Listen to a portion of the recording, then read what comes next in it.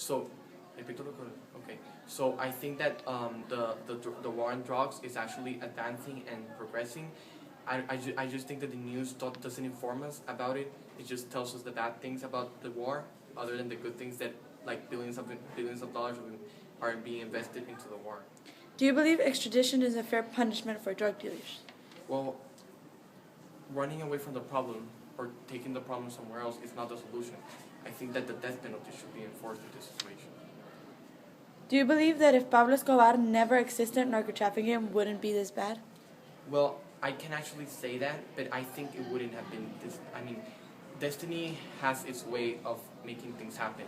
And if Pablo Escobar hadn't existed, another guy would have existed. I mean, it's just a matter of, seeing what he left behind. What do you think should be more punishable, dealing or consuming drugs? I think both should be punishable equally because the dealer is the one who kills people and terrorizes whole villages and moves the drug, and the consumer is the one who's participating as his accomplice because as he consumes the drug, he is supporting what the dealer is doing. How do you think narco-trafficking is being idolized?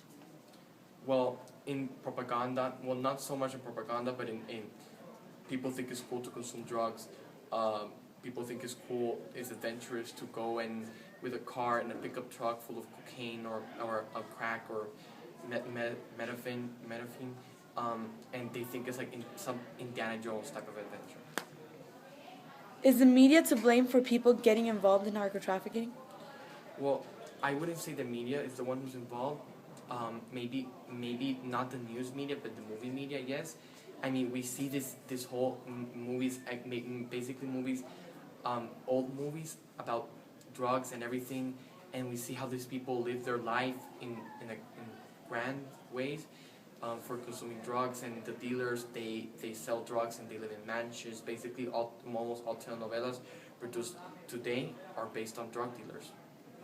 Do you think that there would be less drug wars if the dispute for power wasn't so big? Why or why not? Well, power is very basic in the narco-traffic world. I mean, the one who has more money has more power. And I would think that the solution for this dispute would be to legalize the drugs so that the government itself would run the institution of drugs. But this would be contradiction to what I said previously. So yes, I think that the power, the one to have more power also influences more death and more consuming, more dealing, and more things that are bad.